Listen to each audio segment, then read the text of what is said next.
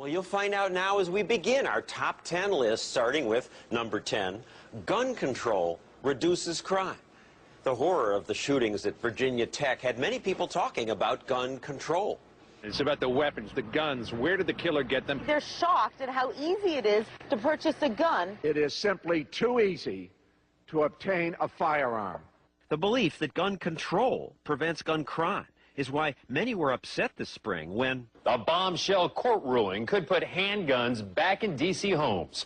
A court threw out Washington, D.C.'s 30-year ban on guns. And that's outrageous, said public officials. More guns, very simply, lead to more violence. I don't know how anyone can be serious in saying that, because the gun violence went up when they banned handguns.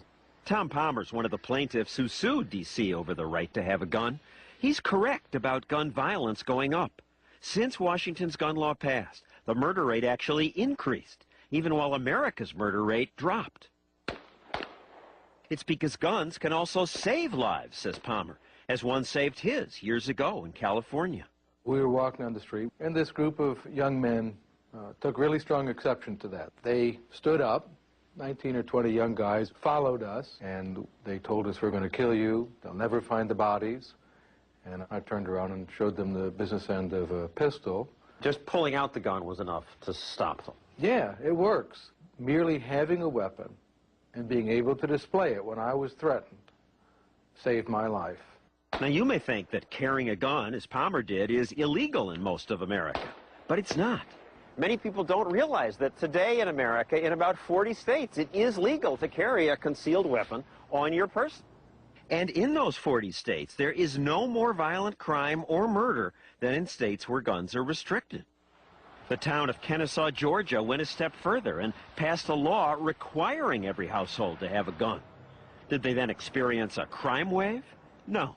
Well, after the city ordinance passed, there was actually a decrease in reported crime in the Kennesaw area, especially violent crime. Now, I don't want politicians ordering me to have a gun, and the law isn't enforced here. But townspeople we talk to like the law. I think it makes people think twice. This is a very peaceful place to be. We should have guns. I mean, that's what free society do.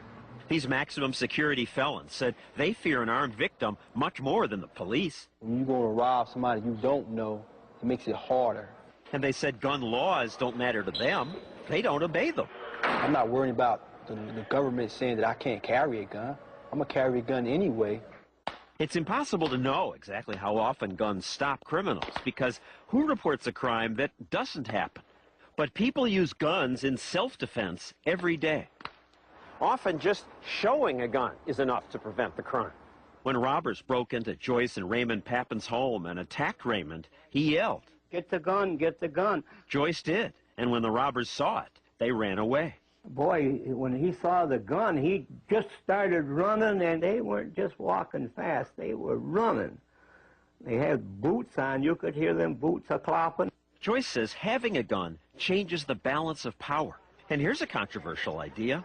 Some Virginia Tech students say they wish students had been allowed to carry guns, because one of them might have stopped the killer before he shot so many people. And that's what happened 5 years ago at the Appalachian School of Law.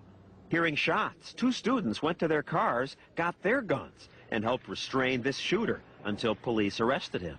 One of the things that the gun does is it equalizes unequals. My mom told me when I was a young boy, because she was armed, she was never afraid.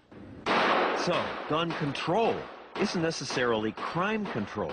In fact, the National Academy of Sciences reviewed hundreds of studies and could not document a single gun regulation that reduced violent crime or murder. If someone gets into your house, which would you rather have, a handgun or a telephone?